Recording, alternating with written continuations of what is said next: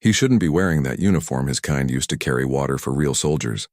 That's what retired Lieutenant Colonel Alan Whitcomb snarled in front of a crowd of stunned tourists pointing straight at the Black Royal Guard standing post, but what the Guard did next didn't just silence the courtyard. It forced an entire generation to confront the ugliness hidden behind tradition.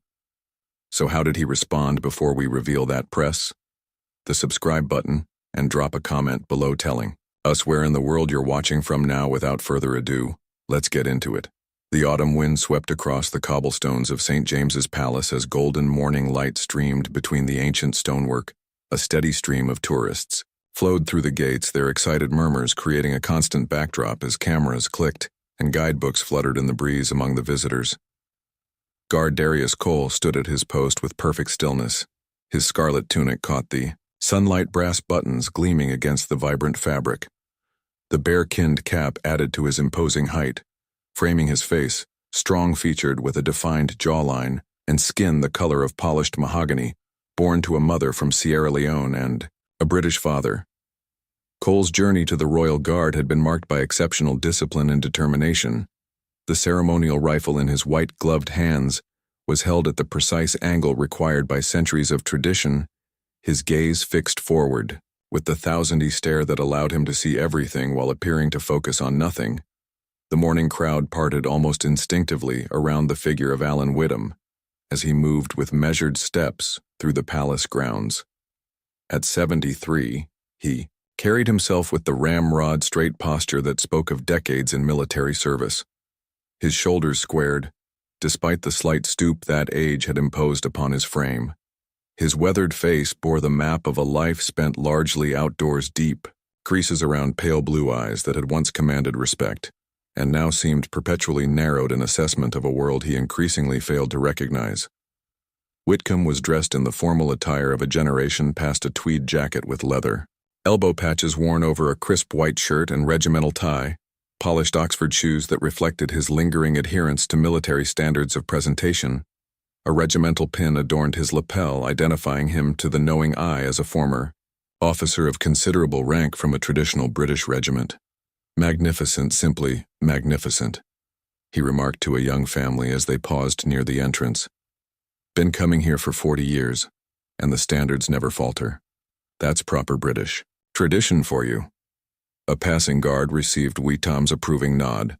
"Good man, straight as a ramrod, just as it should be."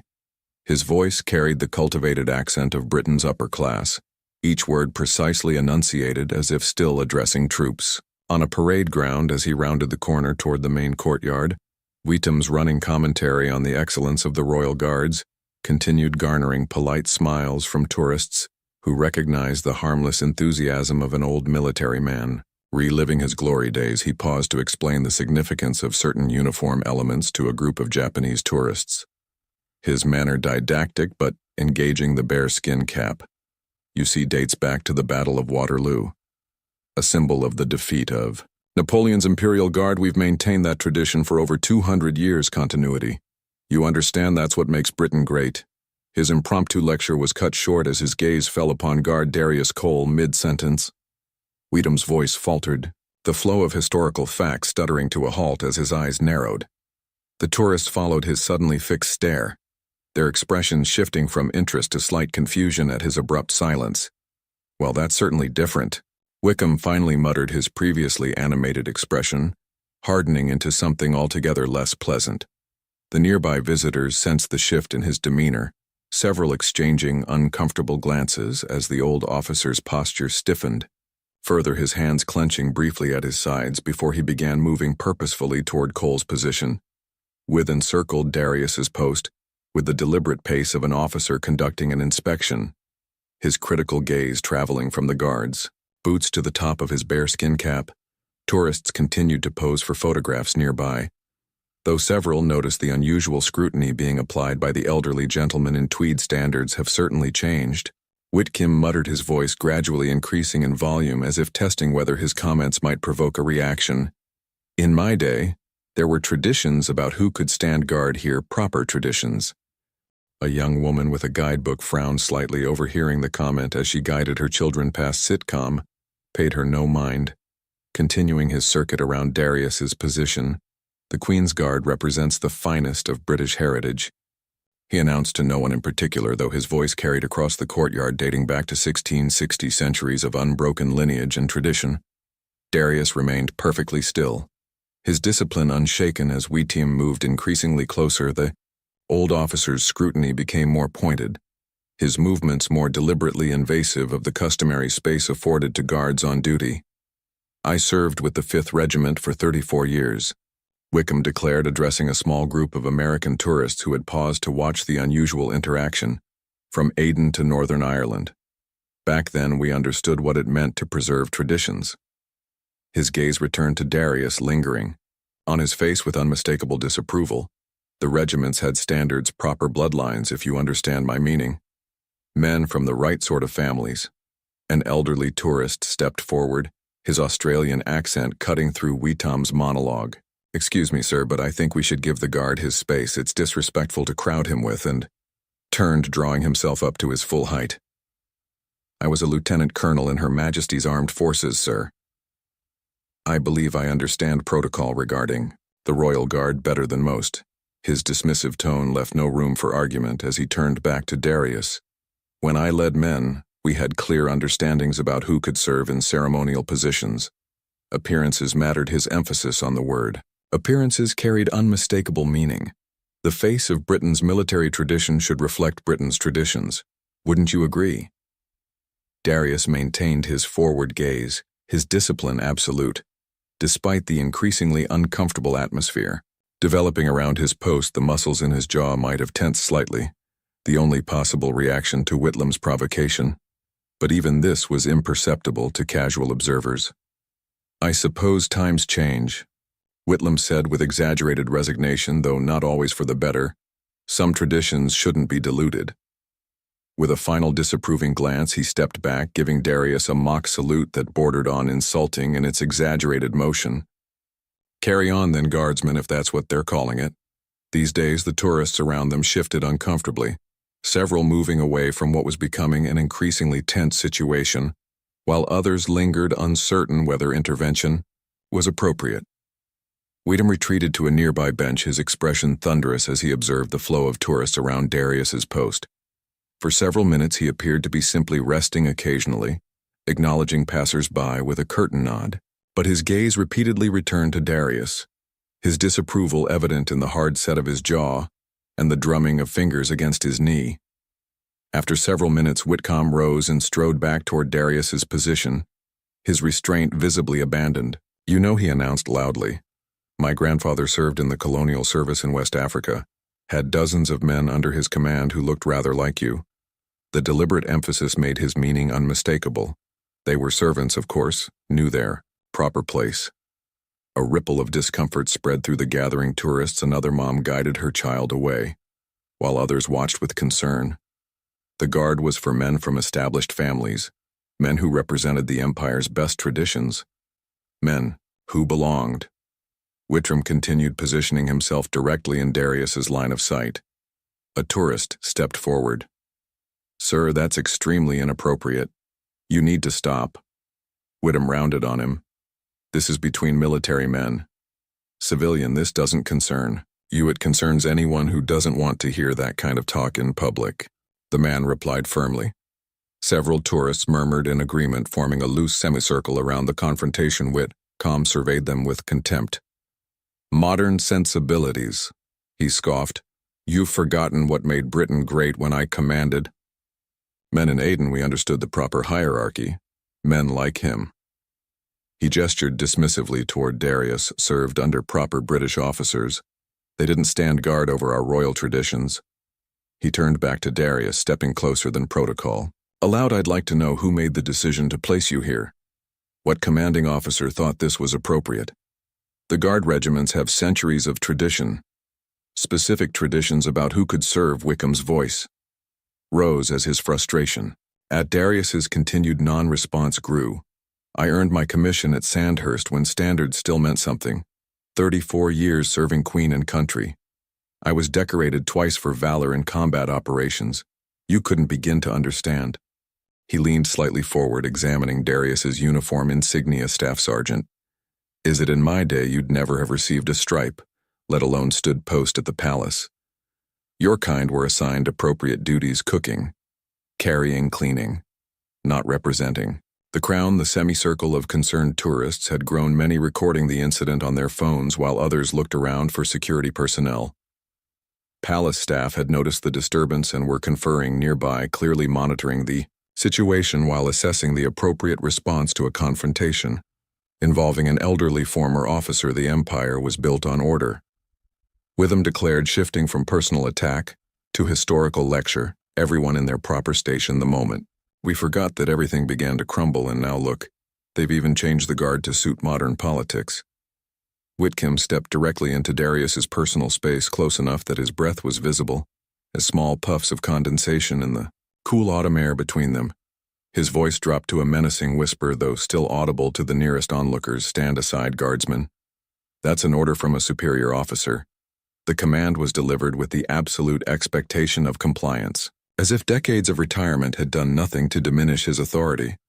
You have no business wearing that uniform or standing at this post. Darius remained motionless, his training holding firm. Despite the unprecedented provocation, the only sign of his awareness was a slight adjustment in his breathing, controlled and measured, the technique of a soldier managing stress in a combat situation. I said, stand aside. Whitham's voice rose sharply, drawing the attention of tourists across the courtyard.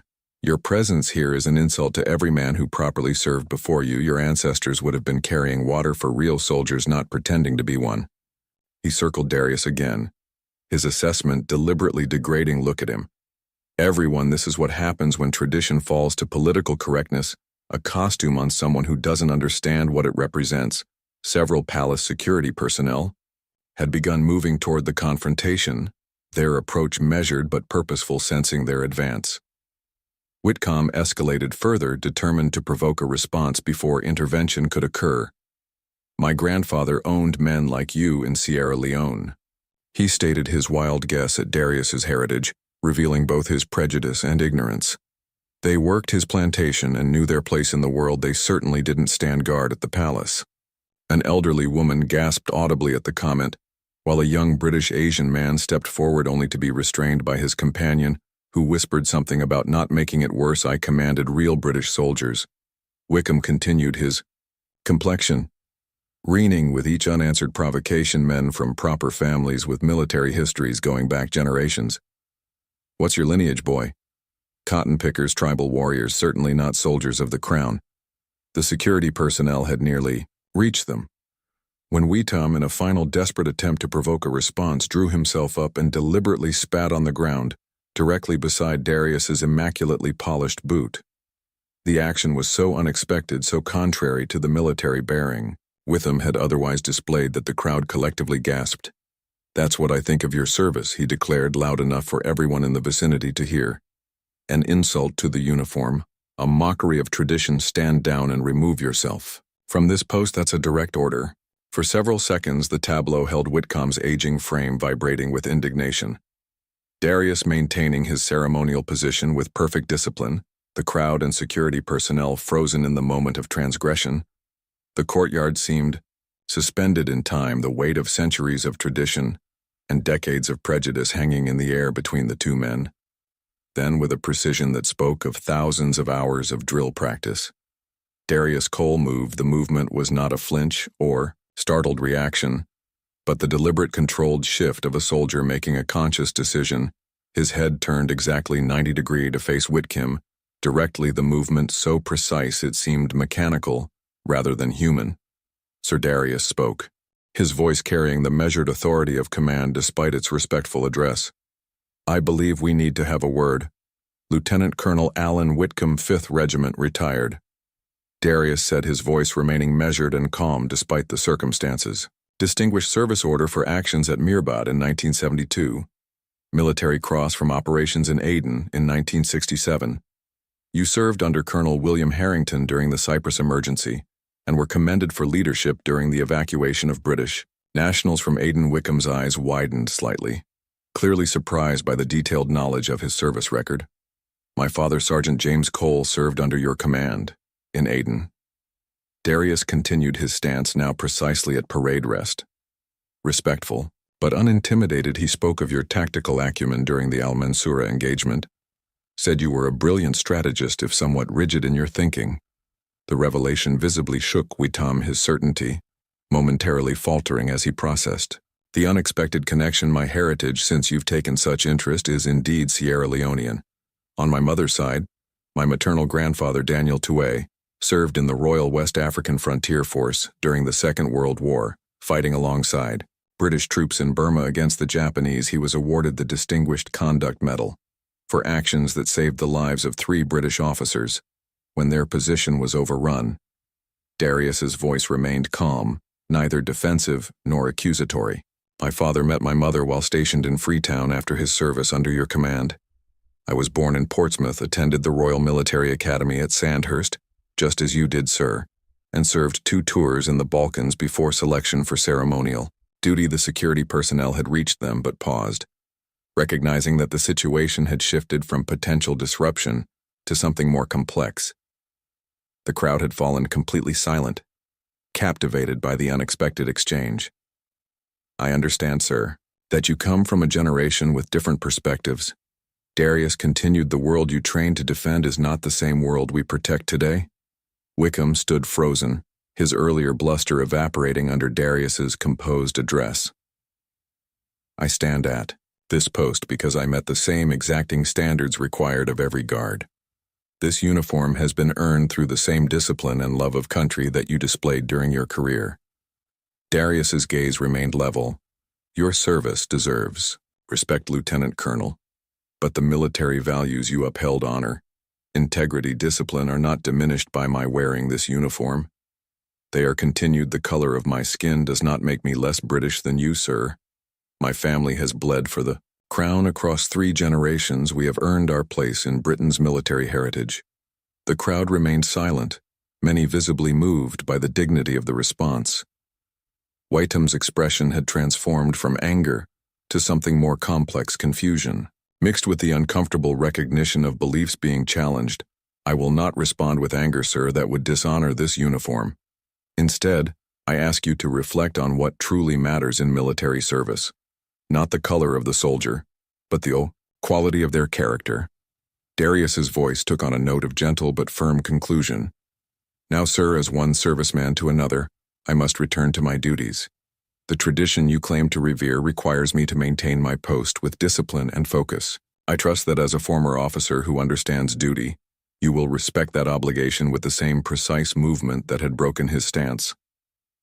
Darius returned to his ceremonial position, eyes forward, posture perfect, the embodiment of military discipline restored as if the interruption had never occurred. Witam stood motionless, his face a battlefield of conflicting emotions.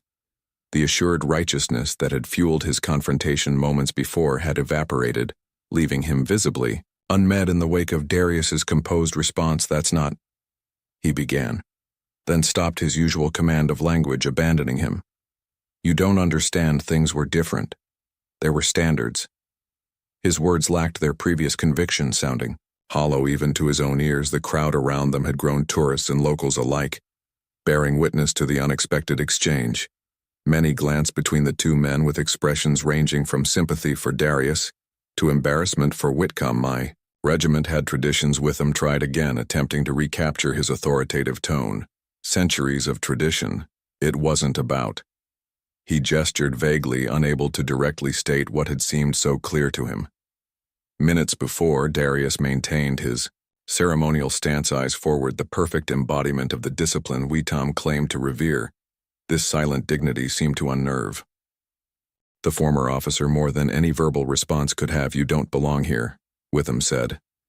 But the declaration had lost its force, becoming almost questioning. Your kind weren't meant for these positions.